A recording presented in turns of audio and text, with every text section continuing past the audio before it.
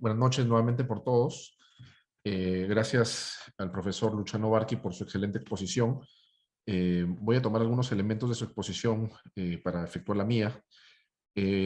Para tal efecto he preparado una pequeña presentación que quisiera compartir en este momento y entiendo que se está visualizando ahora. Vamos a ver.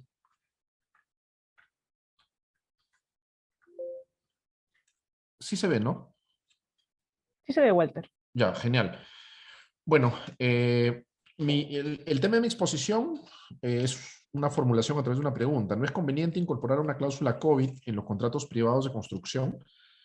Eh, bueno, básicamente la respuesta es en realidad bastante evidente, pero lo que sí es necesario, no solamente conveniente, sino necesario. Pero en lo que quiero, digamos, ahondar es en las características, lineamientos, riesgos distribuidos de esta eventual cláusula COVID eh, y por qué habría que incluirla, ¿no? Y en qué, cómo sería una regulación neutral, ¿no? Una regulación equilibrada de esta cláusula COVID. Eh, para tal efecto, digamos, me referiré tangencialmente, como he mencionado, a lo que mencionó el profesor Luciano Barqui respecto a la regulación del Código Civil, ¿no? Que en algunos casos ha quedado como insuficiente y ha sido superada por la realidad. Lo primero que quiero hacer antes de empezar mi exposición es hacer una pequeña advertencia, ¿ya? Eh, Muchas veces en los proyectos de construcción confluyen varios tipos de soluciones para una problemática. Hay soluciones comerciales, hay soluciones técnicas, hay soluciones que vienen de project management o de diversas áreas, y otras soluciones son soluciones legales.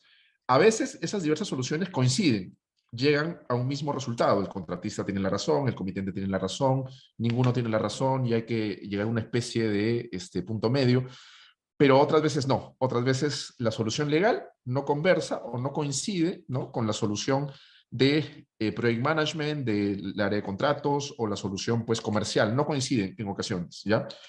Eh, a la hora de regular términos y condiciones, vamos a tener en cuenta diversas perspectivas, no solamente la solución legal, pero a la hora de un arbitraje, pues evidentemente como los arbitrajes son de derecho, como los dispute boards o JRD son de derecho, lo que va a prevalecer es la solución legal, ¿sí? Eso hay que tenerlo en cuenta, ¿ok? En segundo lugar, quiero mencionar que vamos a apuntar a, como paradigma, a analizar a los contratos paritarios de construcción. ¿Qué cosas son contratos paritarios? Pues no quiere decir exactamente que las mismas partes tienen el mismo poder económico ni el mismo poder de manejo de contratos. Cuando hablamos de contratos paritarios nos referimos a contratos pues básicamente entre empresas. Normalmente el contratista principal y un subcontratista, o el cliente y el contratista principal son empresas. Si es un contratista de construcción, es una empresa desarrollando su giro, su objeto social. Pero el contrato paritario se opone a los contratos estandarizados, como los contratos de adhesión o los contratos con cláusulas generales de contratación. ¿Podrían haber contratos de construcción que sean estandarizados? Sí, podría haberlos. Si es que el contratista principal tiene más poder económico, que el subcontratista le va a imponer sus contratos, sus modelos de contratos. Pero este paradigma no lo vamos a abordar ahora. Vamos a abordar, repito, el paradigma de los contratos negociados entre empresas, donde hay rondas de negociaciones, donde hay redacción de cláusulas, donde circulan borradores. Eso no pasa en los contratos estandarizados, aunque sea de construcción. Entonces, el paradigma a abordar es el paradigma del contrato paritario con negociación individualizada de construcción. Estos contratos se caracterizan, ya lo dije, por ser business to business entre empresas. Eh, Además de ello, son contratos en los cuales prima una redacción formal. No podrían haber contratos verbales, el Código Civil lo permite, contratos verbales, contratos pues a través de conductas concluyentes, incluso a través de silencio se pueden formar contratos excepcionalmente, pero no vamos a abordar ese paradigma, no vamos a referirnos a los contratos con redacción formal que se documentan pues digamos en documentos contractuales, en anexos, etcétera, ¿no?, en plataformas digitales. Estos contratos tienen negociaciones individualizadas, tienen rondas de negociaciones donde participan las diversas áreas, los diversos equipos, tanto de comitente como de contratista, no solamente legal, sino también técnico, de project management, contratos, hasta financiero en ocasiones, etcétera, sobre todo para lo que tiene que ver con las cartas fianzas. Son contratos que tienen una tendencia, una vocación de duración. Los contratos de construcción no son contratos, como llaman los americanos, discrete contracts. No son contratos que se ejecutan inmediatamente y las partes nunca más se vuelven a ver. No, son contratos donde hay digamos, una especie de, entre comillas, convivencia entre comitente y contratista durante el tiempo de ejecución del proyecto. Y estos contratos, que algunos le llaman relational contracts, ¿no? Contratos relacionales, pues tienen, digamos, características que los diferencian de aquellos otros que se agotan en un solo acto e inmediatamente. Entonces, estas son un poco las características de los contratos que vamos a analizar ahora, en el marco de la construcción, ¿no? Obviamente. ¿Por qué se estipulan cláusulas si es que existen reglas supletorias en el Código Civil? Por ejemplo, vamos a abordar puramente el paradigma de los contratos privados. ¿Sí? ¿Por qué se estipulan cláusulas en los contratos privados de construcción si es que el Código Civil establece un capítulo en el libro Fuentes de las Obligaciones dedicado al contrato de obra? ¿Tiene sentido regular estas cláusulas? Pues la respuesta es claramente sí tiene sentido. Muchas veces tiene sentido porque las cláusulas que regulan contratos de construcción tienen que lidiar con el respeto de la legislación imperativa del foro, ¿no? La legislación, las normas imperativas, normas de orden público, ¿no? Muchas cláusulas podrían desviarse, entonces para evitar que se desvíen hay que delimitar el ámbito de aplicación de la cláusula, ¿no? Por ejemplo, en el mundo de la construcción es muy común exonerar a las partes por anticipado de su responsabilidad por incumplimientos debido a dolo, culpa inexcusable. Se exonera total o parcialmente de responsabilidad, por ejemplo, respecto al lucro cesante. No hay responsabilidad por lucro cesante y sin más. Ya pues, esa cláusula tiene una contingencia a ser nula, pues porque la legislación del foro, y me refiero al 1328 del Código Civil peruano, determina que no se puede, no, es nulo el pacto que exonera por anticipado de responsabilidad a las partes por incumplimientos debidos a dolo o culpa inexcusable. Entonces, una cláusula bien regulada tendría que conocer la existencia de esta norma, tendría que, si es que quiere exonerar por anticipado de responsabilidad al contratista, tendría que saber en qué supuesto se puede exonerar de responsabilidad o limitar la responsabilidad, que no se pueden todos, como lo digo, pero la redacción tendría que delimitar dentro del marco de lo permitido por la ley del foro, ¿sí? La cláusula, digamos que no va a ser declarada nula por los tribunales. Además de ello, tiene sentido regular cláusulas en contratos de construcción porque muchas veces la regulación del Código Civil es una regulación mucho, pero mucho más escueta y mucho más genérica, que abarca una serie de paradigmas, ¿no? Sin ir muy lejos, el Código Civil pues no regula o no divide los contratos de construcción en según su Project Delivery System, según su sistema de fijación de precios, a suma alzada, precios unitarios, contratos pues llave en mano, contratos design and build, construcción clásica, no los divide. Es mucho más abarcativo. Entonces, evidentemente, las reglas no van a ser necesariamente las más adecuadas para el caso concreto, no van a ser las más equilibradas, no van a ser las que distribuyen mejor el riesgo porque no tienen en cuenta la especificidad de cada proyecto de construcción o de cada tipología o subtipología contractual. ¿Ok? Entonces, en ese sentido, por el hecho de que las partes a la hora de sentarse a negociar saben las especificidades de su proyecto, es que regulan o se desvían o establecen cláusulas que se apartan de la regulación del Código Civil, porque es una regulación que es mucho más cercana a lo que vendría a ser un equilibrio en la asignación de riesgos a la hora de ejecutar el proyecto. Como lo dijo el profesor Luchano, y coincido totalmente con él, tiene sentido regular cláusulas cuando la realidad supera, ¿no?, la regulación del Código Civil, y la pandemia del COVID-19, pues a la hora de ejecutar proyectos de construcción ha sido el ejemplo pues, de manual, que debería ser de manual para graficar este punto. Además de eso, tiene sentido regular cláusulas cuando existen vacíos, debilidades, insuficiencias de las normas supletorias, ¿no? Un ejemplo de ello es la regulación de la ampliación de plazo. El Código Civil no se refiere, ¿no?, a el derecho que tiene el contratista a la ampliación de plazo ante causas no imputables, que determinan que se ve impedido en la ejecución de los trabajos y genera un impacto en la ruta crítica. Pues no hay regulación, hay un vacío, hay un gap, es una debilidad del Código Civil. Entonces ahí tiene sentido estipular términos y condiciones que se refieran a ese vacío. Además de ello, pues tiene sentido regular cláusulas en contratos de construcción cuando hay aspectos que en las normas supletorias son muy controvertidos. Por ejemplo, ¿qué cosa es imposibilidad? ¿No? La teoría legal elabora definiciones sobre la imposibilidad. Se habla de imposibilidad objetiva, de imposibilidad subjetiva, de imposibilidad absoluta, de imposibilidad relativa. Entonces, para estabilizar cuál es la imposibilidad relevante para efectos de exonerar de responsabilidad al deudor, es recomendable pactar una cláusula. Otra cláusula donde hay una, digamos, ambigüedad que no se sabe cómo se soluciona es la cláusula que es el 1786 del Código Civil, que le da al comitente el derecho de desistimiento, pagándole, entre otros, la utilidad que no ha recibido el contratista. Oye, ¿pero qué utilidad? ¿La utilidad del presupuesto o la utilidad que el contratista logre probar en base a los subsidios que haga de partida en partida? La utilidad real. pues el Código Civil no te da mayores elementos. Entonces, evidentemente sería mucho mejor regularlo para estabilizar una definición que sea útil y que no genere controversias.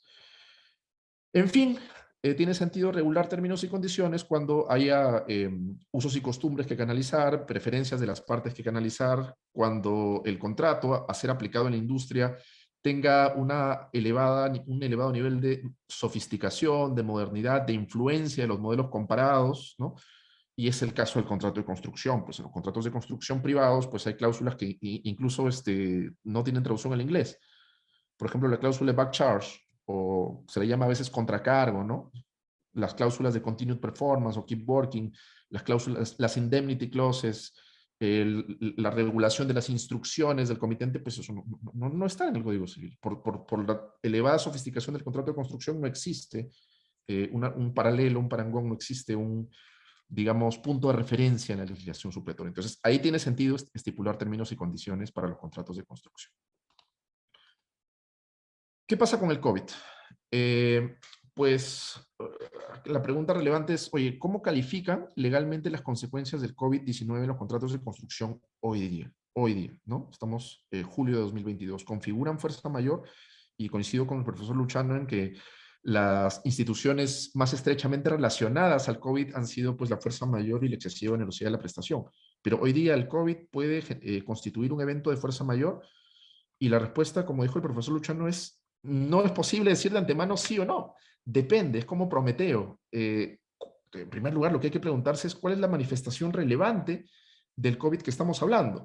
Y antes de eso, tenemos que preguntarnos cuándo se celebró el contrato. El contrato se celebró antes del 16 de marzo de 2020. Por ejemplo, eso sucede con contratos de construcción o contratos BOOT, ¿no? de concesión bajo la modalidad de asociación público-privada, que tienen un largo plazo, ¿no? Porque, digamos, el plazo sirve no solamente para la construcción, sino también para la operación y mantenimiento, que es el mecanismo mediante el cual el concesionario pues, recupera el retorno deseado de su inversión. Eso es un paradigma. Y por otro lado, tenemos el paradigma de los contratos que se celebran hoy día. Es muy diferente, ¿no? Es muy diferente en cuanto a lo que tiene que ver con la previsión del deudor, la previsión del contratista, ¿no? Entonces, eso es una de las cosas que hay que preguntarnos, ¿no? ¿Cuándo se celebró el contrato? Lo otro que hay que preguntarnos es cuál es el impacto concreto del cual estamos hablando, ¿no? Porque el COVID tiene muchísimas consecuencias. Por ejemplo, un contrato de construcción, hacer celebrar al día de hoy, tiene muchos conceptos que hay que incluir en el presupuesto del contratista, ¿no? Y más adelante vamos a referirnos a esto, ¿no? Entonces, que ya son visibles porque hay que respetar la legislación que está en vigor y que busca, pues, la prevención y control del contagio de COVID-19 en sus diversas olas. Esa legislación ya es norma imperativa, ya no puede ser considerada como imprevisible, es algo que todo contratista debería conocer. Pero también existen otros impactos que no necesariamente es así, ¿no? Por ejemplo, los aislamientos sociales obligatorios derivados de medidas gubernamentales, los lockdowns, ¿no? Si hay una cuarta ola, si el gobierno vuelve a encerrarnos, eso sería un impacto distinto, que también tendría una causa, digamos, en el COVID. Bueno, claro, la norma es la que mediatiza, la que determina cuál es la consecuencia legal, pero al final del día es una diversa manifestación del COVID. Otra cosa ocurriría con los contagios del personal del contratista.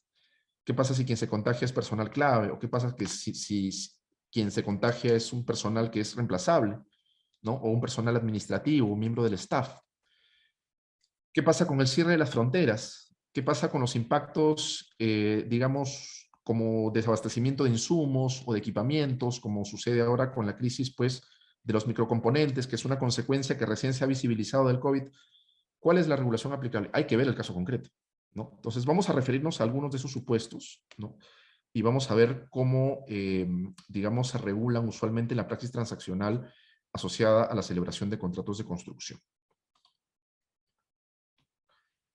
Vamos a comenzar por aquellos impactos existentes o previsibles al tiempo de celebrar el contrato de construcción. O sea, nos vamos a referir no a los contratos que se celebraron antes, ¿sí? Antes del 16 de marzo de 2020, sino a los contratos que se celebran hoy en día. No por nada el evento se llama pues contratos, el COVID y proyectos de construcción 2 años después. ¿Qué pasa con los contratos que se celebran hoy en día? ¿No? Este es un poco por donde vamos a comenzar. Pues Lo primero que hay que tener en cuenta es que el día de hoy el COVID impone una serie de obligaciones a los contratistas, a los ejecutores de proyectos, y estas obligaciones están determinadas, evidentemente, por normas jurídicas que vienen del Estado, pero son una clase de normas contra las cuales no se puede pactar en contra. O sea, que si las partes pactan en contra, ese pacto es nulo. Ese pacto simplemente no tiene efectos legales. Se trata de normas imperativas. Las normas imperativas son aquellas normas contra las cuales no se puede pactar en contrario. No son derogables por la autonomía privada del comitente y del contratista. Son normas que se tienen que acatar si no hay una sanción, como la nulidad, como la imposición de multas, como la imposición de sanciones, etcétera. Estas normas imperativas asociadas pues a la prevención, al control, a la contención de la propagación del COVID-19, generan pues una serie de obligaciones, lo había mencionado el contratista, y esas obligaciones tienen un costo, ¿no? Un costo elevado. Por ejemplo, el contratista tendrá que adquirir pruebas para su personal, tendrá que adquirir elementos de protección personal adicionales como las mascarillas, tendrá que incorporar a su staff, digamos, personas, tendrá que incrementar su equipo de seguridad y salud del trabajo, tendrá que tener mayor ventilación en sus oficinas, mayor distanciamiento social respecto a lo que era antes, y ese mayor distanciamiento social entre operarios que se envuelven en campo va a reducir, ¿no? Los rendimientos del el contratista, ¿no? Y eso genera un sobrecosto, genera sobrecostos directos. Entonces, estas obligaciones relacionadas al COVID, hay muchos otros ejemplos que simplemente los pongo como punto de referencia, van a generar un costo, generan un costo, digamos que en principio la legislación lo pone en cabeza del contratista como titular del cumplimiento de esas obligaciones. Entonces, desde el punto de vista legal, el contratista tiene que acatar esas obligaciones, ¿no? Relacionadas, impuestas por normas relacionadas a la contención o la prevención de los contagios de COVID en su personal. Eh, y desde el punto de vista económico, si quiere verse así, pues el contratista lo que tiene que hacer es identificar, tiene que conocer el derecho, porque la norma se presume conocida, tiene que acatar la norma imperativa, tiene que identificar los riesgos, tiene que asignarles un valor, y lo que tendría que hacer es reflejar ese valor en su presupuesto, ¿no? En la partida seguramente de gastos generales, tendrá que reflejar ese valor, tendrá que cotizarlo, ¿no? Tendrá que reflejar en su cotización el valor, digamos, del cumplimiento de las obligaciones asociadas al COVID. Entonces, básicamente, al día de hoy, si la norma, digamos, que busca reducir los contagios de COVID ya se encuentra en vigor, el contratista va a tener que acatarla y va a tener que correr con el costo de la obligación, ¿no? Dictada por la norma, y esto debería reflejarlo en su cotización, debería ponerlo en su presupuesto y debería cobrarlo del comitente. ¿Cuál es el valor agregado que en este punto podría darle una cláusula, digamos, que busque lidiar, ¿no? Con impactos existentes y previsibles para los contratistas, existentes y previsibles al momento de celebrar el contrato? ¿Qué debería buscar los términos y condiciones del contrato? ¿Qué deberían las cláusulas abordar? ¿Cómo deberían regular esta realidad? Pues básicamente lo que pueden hacer las cláusulas, evidentemente las cláusulas lo que no pueden hacer es ir contra la norma imperativa, porque ese pacto sería nulo, pero sí podrían visibilizar el efecto de las normas imperativas, ¿no? Por ejemplo, podrían declarar que el contratista conoce la norma, se podría declarar que el contratista conoce la norma, se podría declarar que el contratista, si está cobrando, por ejemplo, un precio a suma alzada, pues que ha incluido, ¿no? Las consecuencias o los costos del acatamiento de la norma dentro del precio a suma alzada, o también existen casos en los cuales el contratista no mete su presupuesto COVID dentro de la suma alzada o dentro de los precios unitarios, sino que lo separa, lo segrega y le asigna un pago como si fueran costos reembolsables, ¿no? Eso debería regular la cláusula, o sea metiéndolo a la suma alzada o sacándolo de la suma alzada para que se rija bajo la modalidad costos reembolsables o precios por administración, pues tendría que quedar clarísimo en la cláusula, ¿no? Además de ello, la cláusula podría declarar que la regulación legal no impide el cumplimiento del contratista, o sea que el contratista no podría poner como excusa el acatamiento de la norma previsible, de la norma en vigor existente al momento de celebrar el contrato, como excusa a un futuro incumplimiento contractual. Pues evidente, eso es, digamos, algo muy difícil de sostener para cualquier contratista. Y también lo que podrían hacer las cláusulas es internalizar y extender las consecuencias del incumplimiento. O sea, el contratista se obliga, por ejemplo, a velar por el respeto de su protocolo de contención digamos, de control del COVID. Y si es que hay una desviación, algún incumplimiento respecto a ese protocolo, pues el contratista tendrá que asumir responsabilidad y tendrá que mantener indemne a el comitente por este tipo de incumplimientos. Básicamente este es el valor agregado que las cláusulas pueden darle a los impactos que son previsibles al tiempo de celebrar el contrato, ¿no? Acá hay algunos ejemplos, ¿no? Por ejemplo, esta cláusula señala lo siguiente, ¿no? El contratista ha incluido en sus partidas de gastos generales la totalidad de costos y riesgos previsibles asociados al cumplimiento de las medidas legalmente imperativas, vinculadas a la prevención y control del COVID bajo la legislación aplicable, ¿no? Esto tiene una consecuencia económica bien importante, ¿no? Porque si el contratista ya lo metió a su presupuesto, pues luego, por cumplir esas normas imperativas, no podría cobrar un suplemento de precio, no podría solicitar una ampliación de plazo, porque básicamente es el contratista ejecutando su alcance. Por eso le estuvieron pagando al comienzo, entonces ya no tendría mayor derecho. Recuerden que estamos hablando de normas que existían al tiempo de celebrar el contrato. No estamos hablando de normas sobrevinientes imprevisibles. Ahí el escenario es uno totalmente distinto. ¿Ok? Pero sí, pues el contratista tiene la carga de, para usar la terminología del profesor Barqui, ¿no? La carga de visibilizar, tiene la carga de identificar estos impactos sin meterlo en su presupuesto. ¿Qué pasaría, por ejemplo, si el contratista no cotiza suficientemente los costos que eran previsibles? Evidentemente no son conocidos, porque si fueran conocidos, los habría metido en su presupuesto. Pero si eran conocibles, pero el contratista no los conoció, no los identificó y no los metió en el presupuesto, ¿qué puede hacer? Pues legalmente no puede hacer nada. Si legalmente estaríamos ante un supuesto de negligencia del contratista. No has identificado costos del acatamiento de normas que debiste haber identificado y pues luego no tienes mayor derecho a reclamos, salvo que el contrato diga algo distinto. Desde el punto de vista empírico esto va a ser problemático, ¿ya? Y cuando hablo de punto de vista empírico me refiero al punto de vista de la gestión o de la administración de los contratos. Esto va a ser problemático porque el contratista que no ha cotizado correctamente pues va a estar en una situación en la cual la ejecución del contrato no le va a dejar el retorno esperado, no le va a dar la utilidad que él buscaba. ¿Por qué? Porque pues no ha, digamos, dimensionado correctamente sus costos y va a ganar menos de lo que esperaba porque va a agarrar de la utilidad para cubrir los costos que no cotizó bien. Esto es problemático, esto ha sido demostrado por el estudio que estoy citando acá de estos autores, que hay una relación directamente proporcional entre el flujo que recibe el contratista y los reclamos en los proyectos de construcción. Mientras menos flujo o mientras más apretado patrimonialmente esté el contratista, más reclamos va a haber. Ya, yo estoy seguro que quienes manejan contratos de construcción, que son la gran mayoría, casi no todos, saben que eso es cierto, pero desde un punto de vista empírico. Estos autores en el estudio que estoy mencionando lo demuestran desde el punto de vista estadístico. Está comprobado que hay una relación o un vínculo inverso entre el nivel de reclamaciones y el nivel de liquidez de la empresa de construcción. Si lo aprietas al contratista, van a haber muchos más reclamos, o en el peor de los casos, el contratista simplemente va a repudiar el contrato, ¿no? Ya es un escenario extremo que evidentemente es indeseable, ¿no? Bueno, acá les dejo también ejemplos de cláusulas en la cual el contratista asume o internaliza la responsabilidad del cumplimiento de la legislación aplicable, ¿no? Las normas de COVID-19 forman parte de la legislación aplicable y por ende el contratista tiene que responder por su incumplimiento.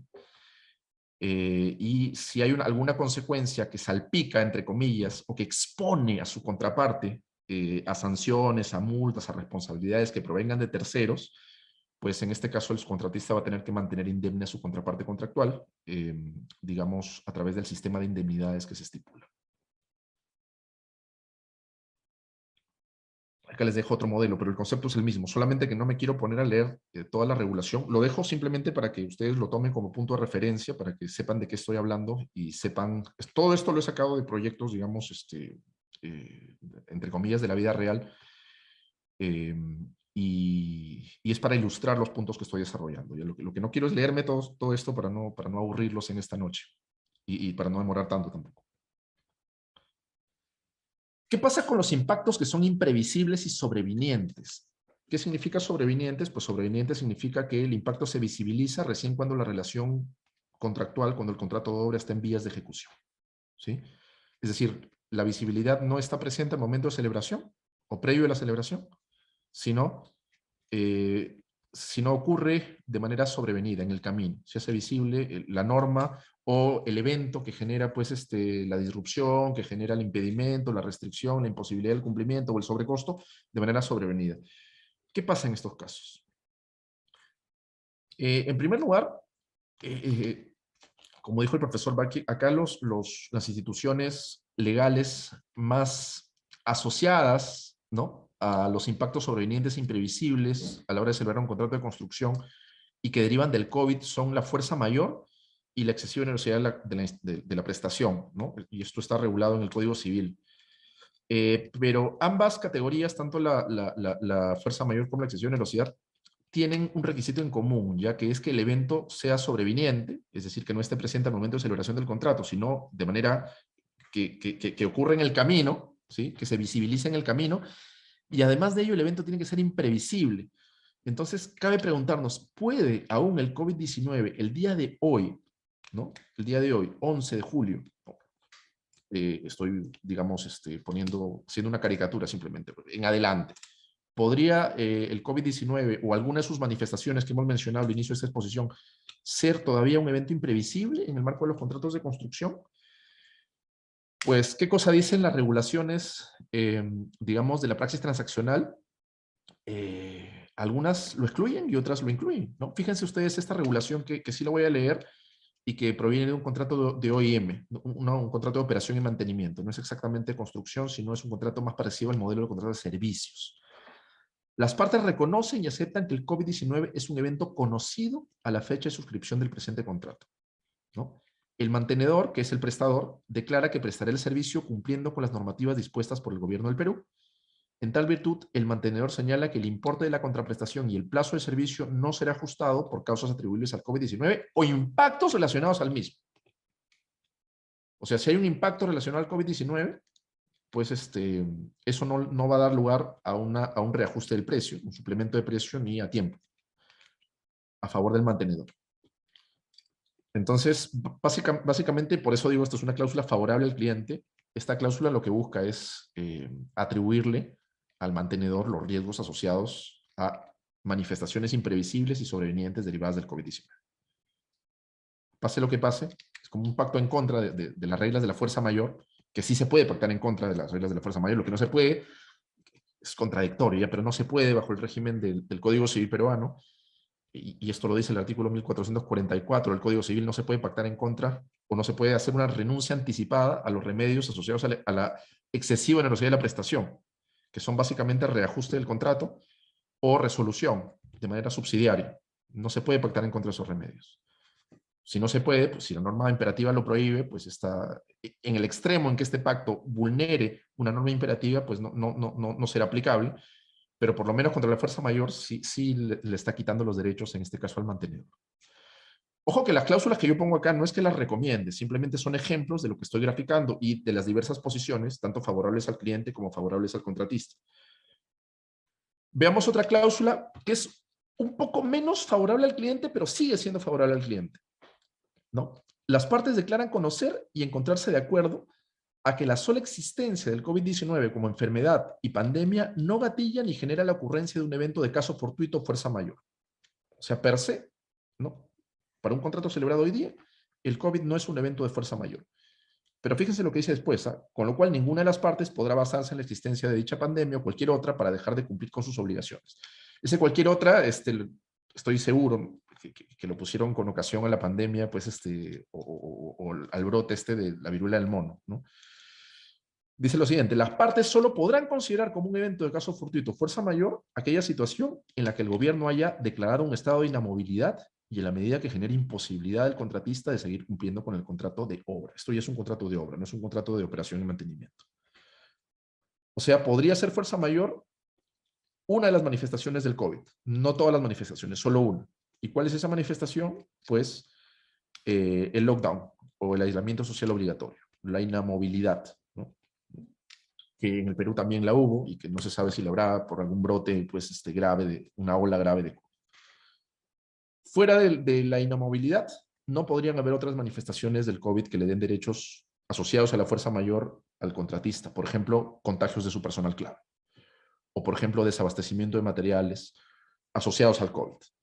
O, por ejemplo, cierre de las fronteras del país de donde reciben equipamientos o donde tienen que venir personal de afuera o donde tienen que cumplir el contrato, que siempre y cuando no sea el país del foro, eh, eso no le da derechos al contratista. O sea, básicamente acá se le atribuyen los riesgos de la fuerza mayor al contratista, salvo con lo que tiene que ver con los lockdowns, con los aislamientos sociales obligatorios.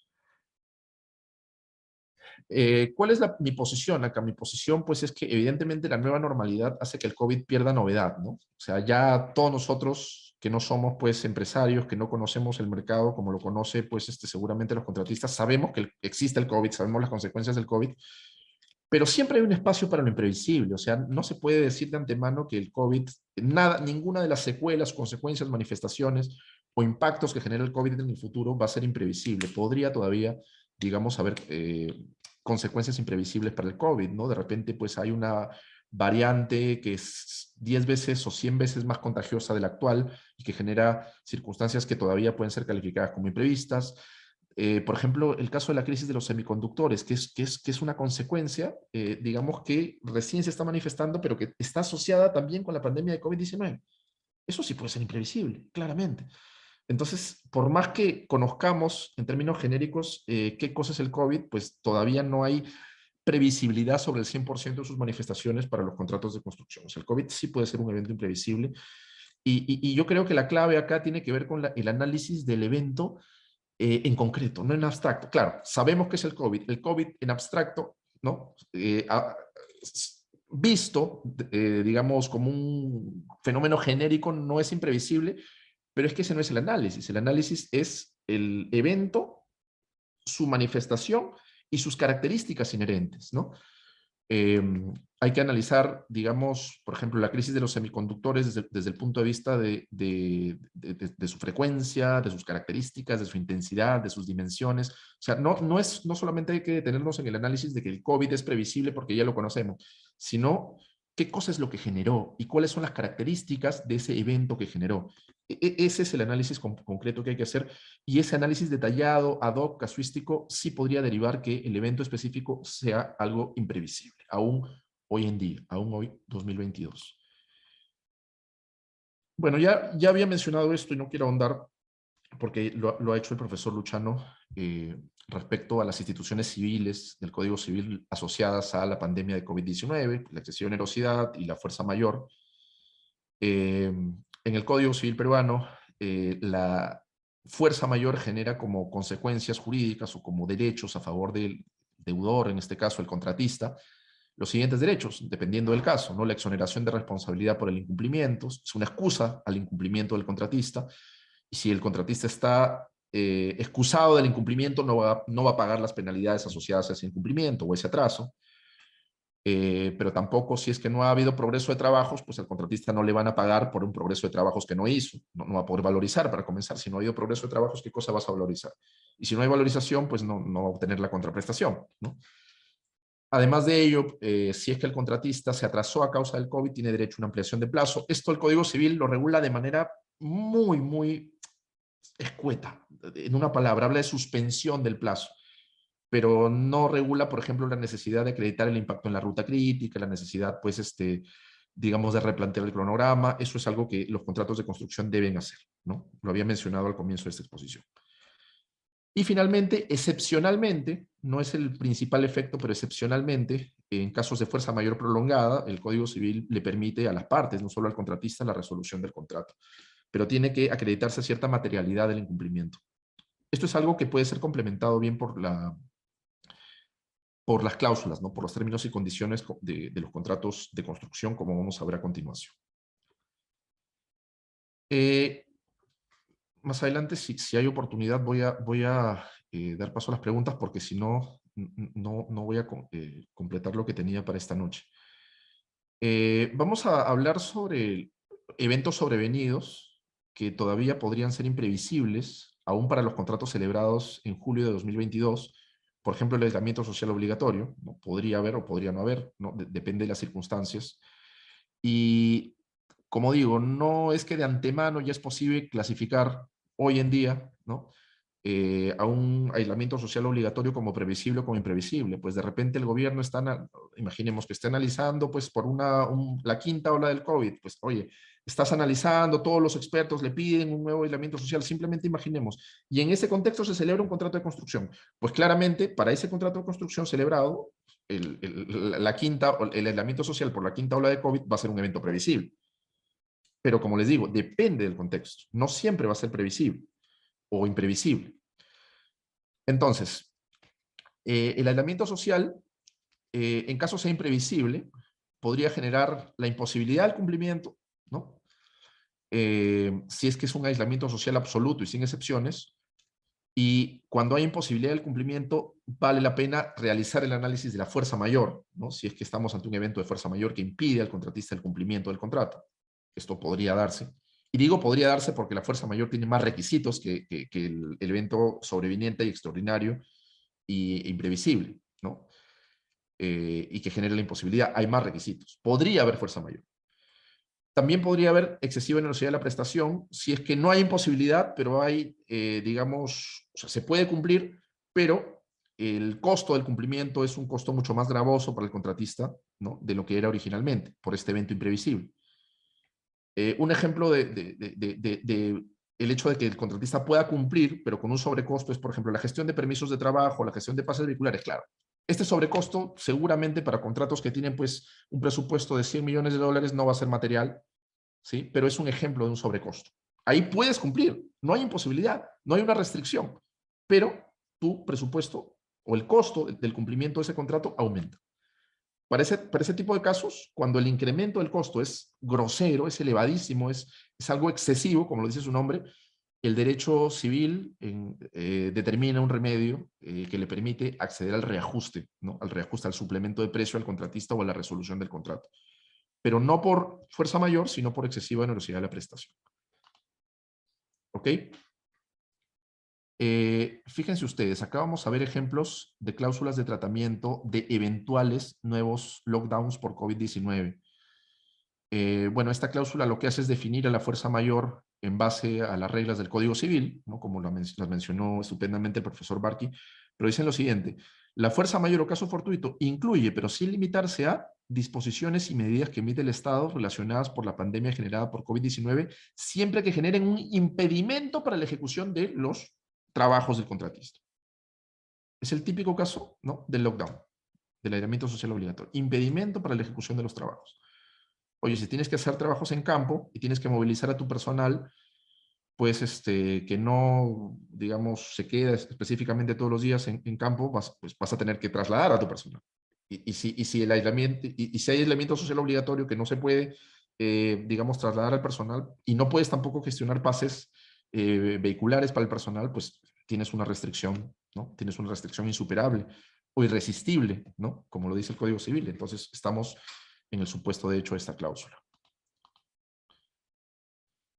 Esto es otro ejemplo de cláusula de tratamiento del lockdown. En realidad las cláusulas en la praxis transaccional sí tienden a darle derechos al contratista, equiparando el lockdown o el aislamiento social obligatorio y la fuerza mayor, ¿sí? Esto es la tendencia que he podido yo inferir o derivar de las cláusulas que he estado revisando al respecto, ¿no? Veamos esta otra cláusula.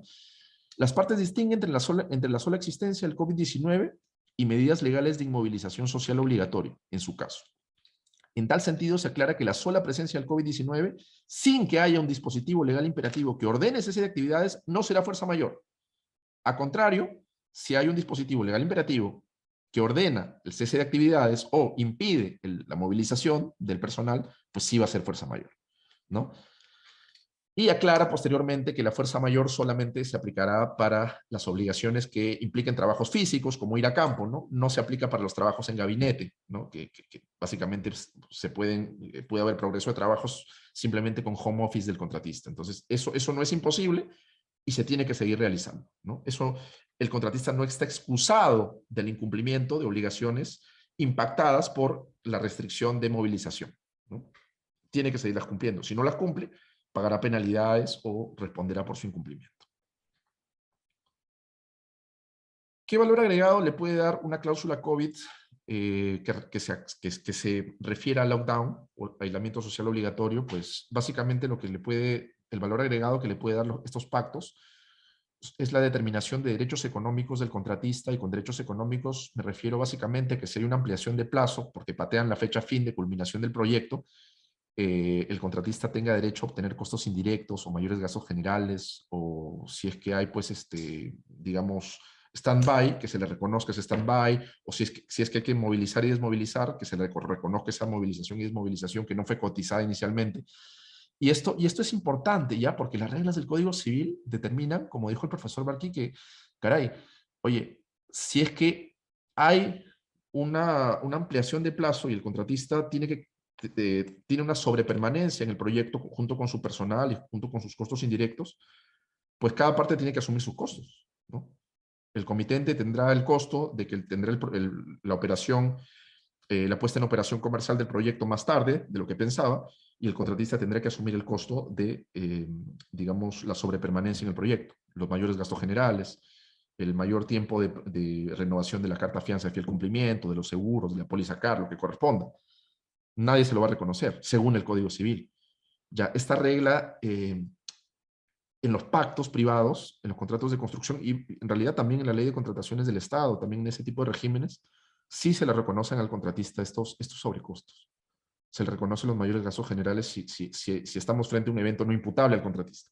Si el retraso, si el atraso o si el incumplimiento es imputable al contratista, obviamente él va a tener que recuperar asumiendo los sobrecostos, pero si no es imputable, sí se le reconoce. Entonces, acá sí hay una debilidad o un desalineamiento de lo que dice el Código Civil con lo que se suele pactar en la praxis transaccional de los contratos de construcción. El reconocimiento de costos por ampliaciones de plazo. Estamos hablando básicamente, podrían haber también costos directos, ¿eh? Pero básicamente de costos indirectos, de organización, de staff, de renovación de la garantía, etc. La cláusula COVID también podría pactar la carga de la prueba de los requisitos de la fuerza mayor, sobre todo quién tiene que probar la mitigación, ¿no? Porque la mitigación de los eventos de fuerza mayor, hacer todo lo posible por salirte del evento, por evitar que te siga causando el impedimento o la restricción del cumplimiento del contrato, es algo que muchas veces se le pide al contratista acreditar. Y si el contratista, si el contrato no dice absolutamente nada, pues quien lo tendría que acreditar en principio es quien lo alega, ¿no? O sea, ¿y quién lo alega? El comitente lo alega para no reconocer los derechos que el contratista tendría frente a la fuerza mayor, ¿sí? Oye, yo quiero un plazo por 30 días, una ampliación de plazo por 30 días. No, no, porque pudiste mitigar el atraso solamente a 15 días. Entonces, en ese caso, el comitente, si es que no se dice nada, pues el comitente tendría que probar, porque él quiere, digamos, negar la pretensión del contratista, tiene que probar por qué el contratista no mitigó, ¿no? Entonces, pero si hay un pacto, pues básicamente se le podría invertir esa carga de la prueba. Eh, otra cuestión que se puede regular de cara a las cláusulas de fuerza mayor en contratos de construcción, porque hay un vacío o una, digamos, regulación escueta del Código Civil, es la previsión de eventos ejemplificativos, ¿no? Ahora estoy seguro que la mayoría de cláusulas de fuerza mayor regulan a la pandemia como un evento, digamos, o para excluirla de la fuerza mayor o para incluirla, pero la regulan, ¿no? Entonces, esto es algo que necesariamente tiene que estar previsto. También se podría regular cuánto tiempo tendría que regular o cuánto tiempo tendría que impactar un evento de fuerza mayor para darle derecho a alguna de las partes a abandonar el proyecto por resolución del contrato de construcción. El Código Civil regula esto, pero de manera muy, muy genérica, muy inespecífica, ¿no? Señala, pues, un criterio tan amplio como el hecho de que, oye, tiene que pasar tanto tiempo como para que el deudor ya no se le pueda considerar obligado a ejecutar el contrato, ¿no? O que el acreedor pierda su interés en el cumplimiento, ya, pero acreditar cuándo ocurre exactamente ese evento es complejo, es muy, digamos, tedioso probarlo, ¿sí? Una buena cláusula de construcción, por ejemplo, podría ser, en este caso, como la cláusula de la ICC, ¿no? Que determina, oye, salvo acuerdo en contrario, las partes acuerdan expresamente que el contrato podrá ser resuelto por cualquiera de ellas si la duración del impedimento excede de 120 días. Ya le pones un número, ¿no? El tiempo de prolongación, ¿no? Del evento de fuerza mayor que le permita a las partes salirse del contrato por resolución. Es más, acá yo especificaría, digamos, 120 días continuos o discontinuos, en un lapso de tiempo más largo. Sería mucho mejor especificarlo, ¿no? Otra manifestación del COVID que de repente no es tan, digamos, conocida como, o tan evidente como el aislamiento social obligatorio, que es lo que más golpeó a los contratos en el año 2020, estoy hablando de contratos privados de construcción, es el caso de los contagios del personal del contratista. Y acá la solución legal es compleja, es bien compleja. Parece sencilla, pero no es así. Vamos a ver primero qué han dicho las cláusulas, ¿no? Las cláusulas de la praxis transaccional. Pues esta cláusula es súper favorable al contratista. Y es para un contrato de instalación, si no me equivoco, de unos equipamientos en una obra civil. Los ascensores en una obra civil, que es básicamente procura e instalación. Si el personal instalador, personal, que no es lo mismo que el contratista es una empresa y su personal son personas naturales, ¿no? Si el personal instalador es afectado a causa de la presente pandemia, COVID-19, y por ello afecta el proceso de instalación, y ello afecta el proceso de instalación o lo atrasa, este tiempo deberá ser incluido en el cronograma de instalación sin perjuicio del contratista. Sin perjuicio del contratista. Por el lado del contratista, este se compromete a minimizar en lo posible cualquier impacto en el proyecto. O sea, básicamente lo que entiendo de esta cláusula es que se le estará dando una ampliación de plazo, ¿no? O sea, se le va a dar un mayor tiempo para culminar si es que hay personal instalador que caiga pues afectado con COVID-19. Esta cláusula es, desde mi punto de vista, demasiado favorable para el contratista y si yo fuera comitente claramente no la aceptaría por las razones que vamos a mencionar ahora. Ahora, otras cláusulas se van al otro extremo, ¿no? Son súper favorables al comitente. Fíjense ustedes, con relación al COVID-19, las partes distinguen entre la sola existencia de la enfermedad y las medidas legales de inmovilización social obligatoria, que es la que vimos anteriormente, ¿no? En tal sentido, se aclara que la sola presencia del COVID-19, sin que haya un dispositivo legal imperativo que ordene el cese de actividades, no será considerada fuerza mayor. O sea, si no hay un lockdown, no hay fuerza mayor. Solamente el lockdown es fuerza mayor. ¿Qué quiere decir? Que si el personal del contratista se contagia, eso es problema del contratista y no va a ser considerado como una excusa al cumplimiento, porque no es fuerza mayor, el atraso de su personal. Entonces, esta cláusula pues le quita todos los derechos al contratista por atrasos derivados de contagios de su personal con este COVID-19. Que tampoco la recomendaría yo, es una cláusula muy tirada a favor del comitente. Otras cláusulas no dicen quién asume el riesgo de los atrasos de su personal, si es el contratista o el comitente, simplemente determinan obligaciones, ¿no?, del contratista frente al contagio de su personal. Si el contratista se obliga, dice la cláusula, a que su personal asignado a los servicios bajo el presente contrato se sometan a las normas de vigilancia y prevención del COVID-19, del plan, ¿no? Y además de ello, hay una obligación de exclusión, ¿no? Queda expresamente establecido que en el inesperado caso de que alguna persona asignada a los servicios bajo el presente contrato tuviera el mínimo síntoma que pudiera evidenciar un posible contagio de COVID, el contratista deberá excluirla a esta y a todo aquel contacto estrecho que también preste tareas objeto del presente, de su plantel de trabajadores. O sea, hacen una especie de cadena de contacto y a todas esas personas los ponen en aislamiento, o sea, los sacan de campo, los sacan del proyecto. Evidentemente, eso va a generar atrasos, ¿no? Porque vas a necesitar traer a otro personal para que ejecute las tareas que estaban ejecutando las personas que salieron. ¿Quién asume esos atrasos? El contratista, porque va a tener, si no se pone al día, si no trae inmediatamente otras personas, va a ser un incumplimiento penalizable, o lo asume el comitente teniendo que darle una ampliación de plazo al contratista, dándole chance para que reemplace al personal que tuvo que excluir por COVID. Pues yo creo que, y vamos a ver más o menos qué es una cláusula neutral desde mi punto de vista, ¿no? Una cláusula neutral, no piensen que la cláusula neutral es una cláusula que busca la justicia como ideal abstracto, ¿no? En realidad, las personas que redactan contratos buscan fines un poco más modestos que eso. Lo que yo busco a la hora de redactar un contrato es tratar de buscar el equilibrio en el sentido de determinar una asignación de riesgos que sea compatible con los criterios económicos de la asignación de riesgo. Que el riesgo sea asignado, sea asumido por aquella parte que está en mejor posición para administrarlo, para prevenir su materialización, para quien lo ha cotizado, para quien pueda asegurarse contra ese riesgo, para quien pueda hacer un control de daños más eficiente, ¿no? Entonces, acá hay que tener en cuenta cuestiones como, digamos, por ejemplo, el riesgo al cumplimiento del plan de vigilancia del COVID, el riesgo de la observancia, o sea, ¿quién está en mejor posición para determinar que el personal del contratista se haya vacunado según lo que establece la ley, tenga hasta la cuarta dosis porque ya tiene más de 30 años? Eso no lo va a hacer el comitente, ¿no? Eso tiene que hacerlo el contratista. Entonces, un primer aspecto de la cláusula a pactar en estas situaciones sería, pues, que el contratista, por ejemplo, va a tener derechos solamente si es que acredita que el personal contagiado, pues, digamos, se vacunó, tenía todas sus dosis de vacunas al día, ¿no? No era un antivacuna, y tampoco, pues, el contratista tampoco organizó, pues, un fiestón, ¿no? Sin ningún protocolo, ni mascarilla, ni nada, pues, evidentemente ahí tienes rasgos de culpa por parte del contratista. Solo vas a tener derechos si es que no hay culpa de tu parte, si es que no has organizado, pues, una reunión de esta naturaleza sin cumplir con los protocolos, y si es que tu personal está vacunado, ¿no? En ese caso podrías tener derecho. Entonces, básicamente se busca internalizar, digamos, el riesgo en cabeza de la parte que está en mejor posición de asumirlo.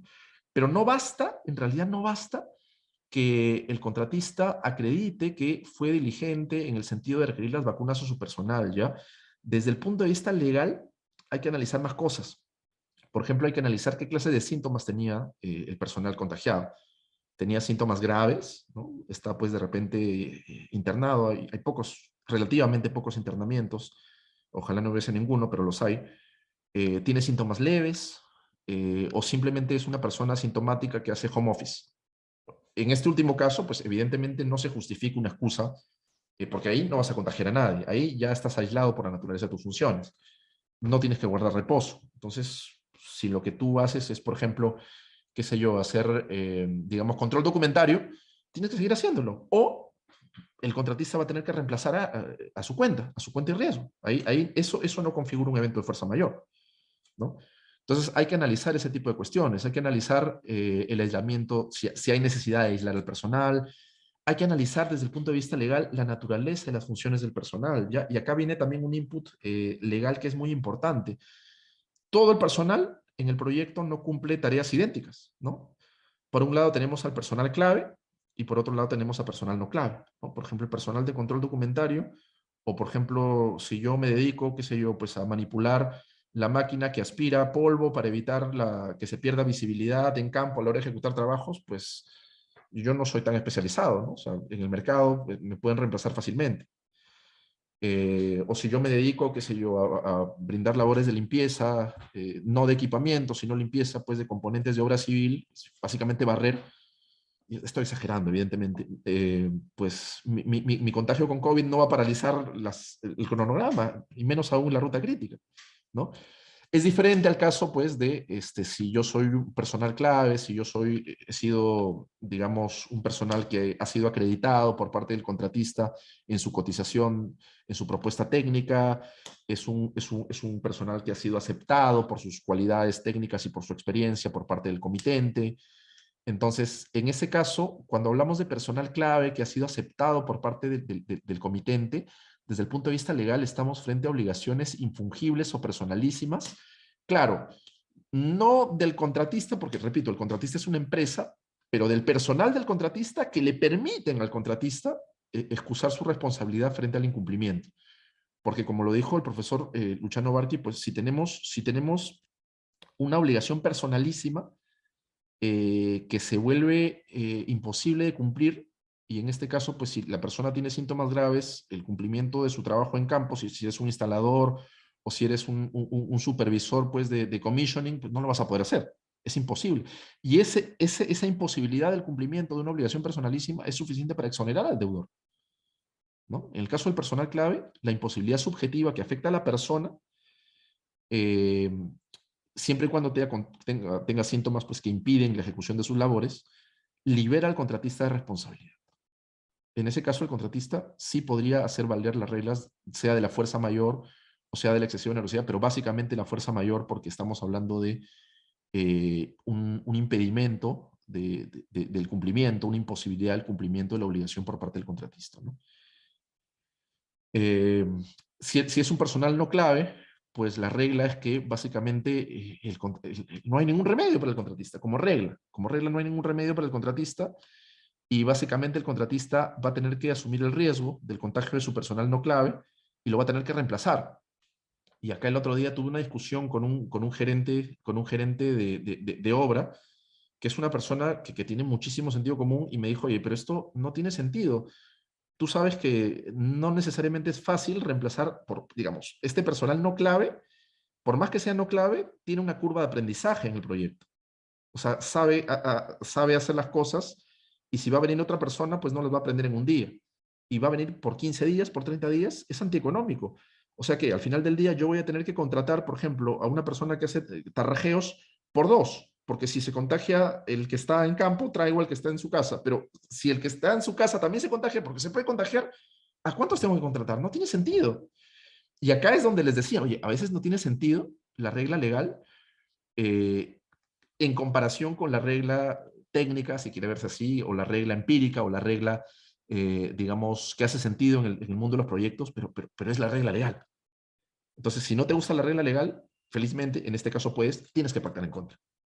Y para eso sirve la cláusula, y para eso sirve este evento, ¿no? Identificar, ¿no?, aquellos puntos donde la regulación legal seguramente no va a ser satisfactoria para ti, para tu cliente, pero tienes la chance de pactar en contra, ¿no?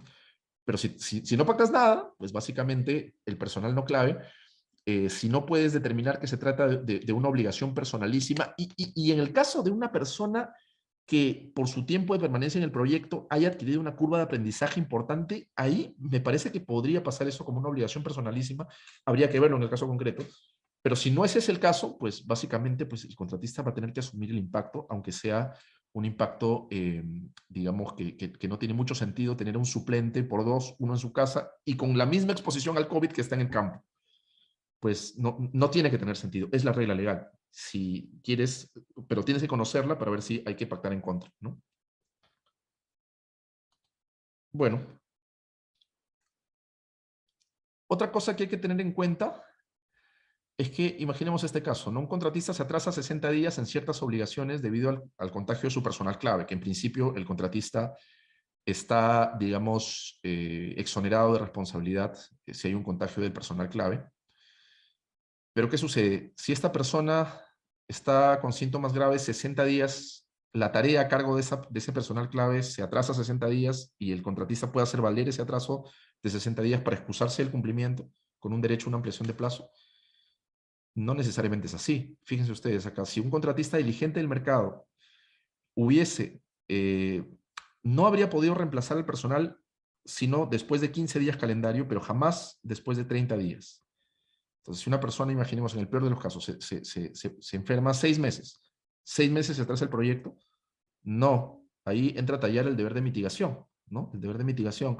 Si es que otro contratista, con la aceptación del cliente, hubiese podido reemplazar a ese personal clave razonablemente por otra persona en el Perú, en el mundo, en un tiempo de 30 días, solamente el contratista va a tener un atraso excusable por 30 días, pero más allá de los 30 días su atraso ya no es excusable, ya es un incumplimiento. Entonces acá hay que tener en cuenta este principio, ¿no? A más tiempo, más mitigación. Si tu personal o tu impacto dura muchísimo tiempo, va a haber un momento en el que ya no vas a poder hacer valer ese impacto como un derecho o como una excusa al incumplimiento. Porque ha pasado tanto tiempo que razonablemente debiste haber sido proactivo, debiste haber disipado el impacto, debiste haberlo mitigado. Claro, sería diferente si tú hubieses ofrecido la mitigación y el comitente te dice, no, yo quiero que específicamente esa persona y nadie más que esa persona sea quien ejecute la tarea. Ya, ahí fuiste diligente y mitigaste porque informaste al comitente. Pero si no haces absolutamente nada y simplemente dejas que el tiempo pase y no fuiste proactivo, pues ahí tus derechos solamente van a ir se extienden hasta el momento en que un contratista razonable habría salido de la posición de fuerza mayor o habría contratado un reemplazo, ¿no? Eso es algo que hay que tener en cuenta. Ya, ¿qué ocurre si se contagia 70% del personal no clave del contratista? En principio habíamos dicho que el personal no clave, pues si se contagian, como son obligaciones fungibles del contratista, pues no hay derechos para el contratista y él va a tener que asumir el impacto. Hay casos en los cuales, pues, evidentemente no tiene, si hay un volumen de contagios, y siempre y cuando el contratista haya sido diligente, ¿no? Si es que no organizó una fiesta COVID y por eso se contagiaron todos, pues si lo hubiera hecho no tendría derechos, pero si no lo hizo y fue simplemente algo fortuito, en ese caso, pues las cláusulas deberían, desde mi punto de vista, darle derechos al contratista. Pues, ¿cómo va a reemplazar de un día para otro? digamos, a tantas personas, ¿no? Eso es irrealista, ¿no? Acá también podríamos ver de aplicar la cláusula normativa general de buena fe, ¿no? La buena fe pienso que también podría excusar del incumplimiento al contratista. O, mejor aún, si es que se pacta un supuesto específico para determinar que el contratista no va a responder por ese incumplimiento, ¿no? Mejor aún si es que se estipula esto. Ahora, no piensen que reemplazar a personal del contratista es algo que se hace de la noche a la mañana. O sea, no es que haya personal que, o sea, tendrías que tenerlo contratado por dos para que lo puedas reemplazar de la noche a la mañana, o tendrías que tener contratos que faciliten su incorporación al proyecto. Pero en ocasiones esta persona que va a reemplazar a tu contratista, pues tiene que renunciar en otro lugar, o muchas veces tiene que pasar un procedimiento de inducción que demora días, ¿no? O muchas veces tiene que sacar su seguro eh, de trabajo, seguro complementario de trabajo de riesgo, ¿no? SSTR, que tampoco es de un día para otro. Entonces, estos tiempos, pues, le dan un espacio de razonabilidad para el atraso del contratista. No es de la noche a la mañana. Bueno, acá les voy a dejar un modelo de lo que me parece que es una cláusula equilibrada de, eh, digamos, una cláusula COVID en contratos de construcción para contagios del personal, ¿ya? Más tarde, o con la organización, les voy a pasar la diapositiva. Eh, Esto también sintetiza el desarrollo respecto a los contagios del personal que he mencionado.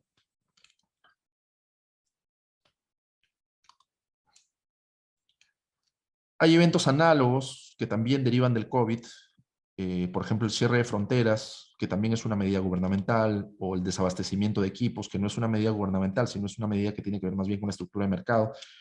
Pero podríamos, en el primer caso, asimilar el evento a la fuerza mayor, en el segundo evento, o la fuerza mayor con lo que mencionamos para el lockdown, y el caso del desabastecimiento de equipos, pues seguramente no va a generar imposibilidad del cumplimiento. Podría generarlo, pero no es lo más común. Lo más común seguramente es que sea más ante la escasez de los equipos, ante la escasez de los insumos, el precio va a aumentar, ¿no? Y ese incremento de precio, pues, podría llevarnos a un escenario excesivo en la necesidad de la prestación, y no hay imposibilidad, pero sí hay un sobrecosto excesivo del cumplimiento por parte del contratista. Vamos a mencionar un par de casos más, que es para lo que me alcanza el tiempo, que debemos tener en cuenta al redactar cláusulas COVID en contratos de construcción. Son preguntas comunes, ya que derivan de la praxis transaccional, que se basan en lecciones aprendidas de la praxis transaccional. Un contratista general podría reclamar al cliente impactos del COVID-19 que le afectaron no a él, sea imposibilidad, fuerza mayor, sea sobrecostos, excesiva onerosidad, pero no afectaron al contratista principal, sino afectaron a los subcontratistas y proveedores, pero esos subcontratistas o proveedores también están en el proyecto. O sea, son subcontratistas o proveedores del contratista principal que trabajan en el proyecto, pero los reclamos no impactaron en el contratista principal, sino en los subcontratistas. ¿Y de quién se va a obtener derechos? Ya sea ampliación de plazo o suplemento de precio, los derechos se obtendrán del cliente final. Y el cliente final es contraparte contractual no del subcontratista, sino del contratista general. Y en el derecho contractual hay un principio de relatividad de los contratos, ¿no? Pues básicamente, si es que se quiere obtener un derecho del cliente, salvo que la ley diga lo contrario, quien va a tener que reclamar ese derecho es la contraparte contractual, que en este caso es el contratista general, y no el subcontratista, que es contraparte contractual no del cliente, sino del contratista general. Entonces, ¿cómo hacemos en este caso? ¿Cómo se han solucionado los problemas en este caso? Pues en realidad acá entramos a involucrarnos en un tema complejo, ¿no? Que es el tema de las cláusulas back-to-back. En este tipo de casos, cuando hay proyectos con cláusulas back-to-back, los subcontratistas tienen derecho a escalar sus reclamos usando al contratista general como un intermediario formal, no para que directamente acepte el reclamo del subcontratista, sino para que canalice, ¿no? Como un pass-through, como una especie de, digamos, entre comillas, y muy entre comillas, mesa de partes, ¿no? Para que canalice el reclamo hacia el cliente. Si el reclamo va del subcontratista, pero no como subcontratista, sino haciendo, el contratista general haciendo suyo el reclamo para dirigírselo al cliente. Y una vez que se obtenga el derecho del cliente, ya sea un suplemento de precio, sea una ampliación de plazo, ese derecho viaja en vía inversa, ¿no?, del contratista general hacia el subcontratista. O sea, la plata no se retiene, ni el tiempo se retiene en el contratista principal, porque él no ha sido el afectado, sino va hacia el subcontratista. Y esto es lo que usualmente se pacta en contratos back-to-back, ¿no? Acá les dejo una cita. Yo he tenido oportunidad de escribir un artículo porque el proyecto en el cual trabajo, que es la línea 2 del Metro de Lima, para un sponsor, un ejecutor del proyecto, no para la concesionaria, ese sistema contractual es back-to-back, todo es back-to-back. Entonces tengo algo de experiencia en esto y básicamente le he canalizado en un artículo de mi autoría, que si quieren pueden revisarlo. Pero básicamente así es como se maneja, ¿no? A través del el escalamiento de reclamos del contratista general hacia el cliente, convirtiendo el contratista general los reclamos del subcontratista formalmente en suyos, ¿no? O sea, el contratista general reclama como contratista general, pero el daño lo recibió el subcontratista. Eso genera muchos problemas, ya genera muchos problemas. Uno de ellos es, por ejemplo, el problema respecto a la existencia del daño. Si lo que reclama el contratista general es un daño, ¿no?, la teoría de la responsabilidad civil nos dice, oye, el daño para ser reclamado tiene que ser existente en su, o mejor dicho, cierto en su existencia y en su cuantía.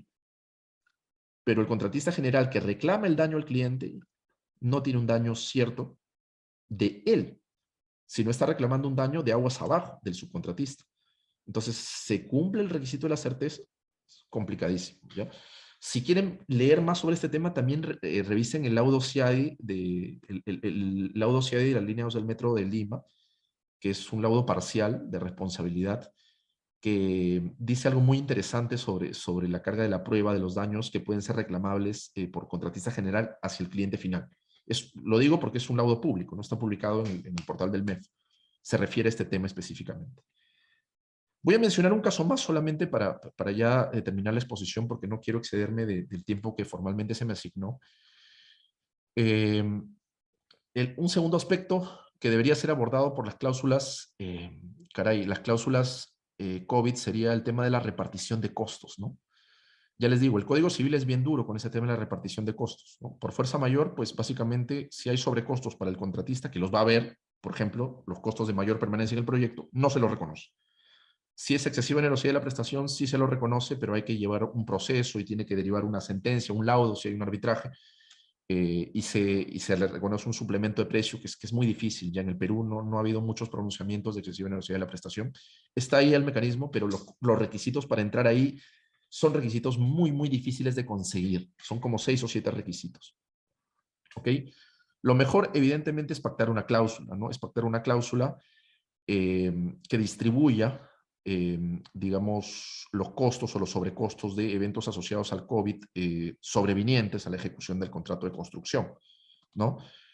Por ejemplo, esta es una cláusula que tampoco no me gusta, pero es una cláusula que lidia con ese problema. Fíjense ustedes. Debido a la escasez mundial de contenedores producida por la pandemia, el presupuesto total ha sido costeado sobre la base de un flete de $8.500 por contenedor, por lo que si al momento del aviso de embarque dicho costo es superior, ¿no?, el comitente asumirá la diferencia, la misma que se facturará como un adicional y que deberá ser cancelado de manera inmediata.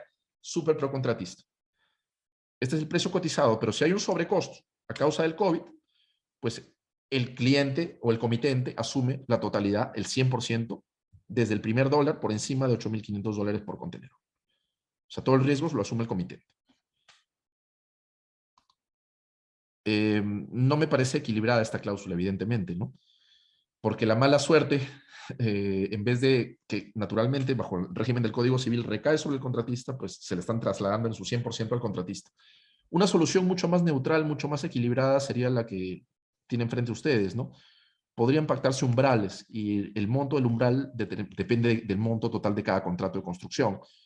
Sería una buena idea establecer umbrales a través del sistema de libro abierto, Open Book, ¿no? Por ejemplo, si el contrato de construcción, y simplemente para poner cifras, ya el contrato de construcción tiene 100 millones, tiene un presupuesto, un monto total de $50 millones, ¿ya? Entonces las partes podrían pactar que si hay un impacto, un sobrecosto en el contratista, en el cumplimiento del contrato, un sobrecosto que alcanza hasta $1 millón, ese sobrecosto lo asume en su 100% el contratista. Si el sobrecosto excede el $1.000.000, desde el primer dólar de exceso del $1.000.000 hacia arriba, ¿no? Se reparte 50-50, o 70-30, 80-20, como las partes lo quieran estipular. Pero hay un compartimiento de los costos, ¿no?, entre el contratista y comitente. Pero si el impacto pues excede, imaginemos pues los $10 millones, y tiene que haber un compartimiento de costos entre contratista y comitente, en ese caso el comitente tiene un way out, ¿no? Se puede pactar eso, el comitente tiene un derecho de salirse del contrato, salvo que el contratista ofrezca asumir ese tercer impacto que excede los $100 millones.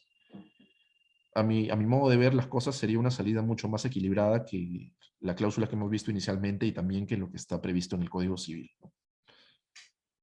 Bueno, yo, caray, tenía un par de diapositivas más, pero honestamente les digo, no quiero excederme en el tiempo que se me ha asignado. Les agradezco mucho eh, por la atención. Espero que la exposición haya sido útil para su praxis transaccional, para su día a día profesional. Y bueno, si alguna pregunta quedó en el tintero, por favor escríbame en mi correo y yo con mucho gusto la puedo responder. Pero no me gustaría quitarle tiempo al ingeniero León López, a quien respeto muchísimo, al igual que al profesor Luciano Barqui. Muchísimas gracias.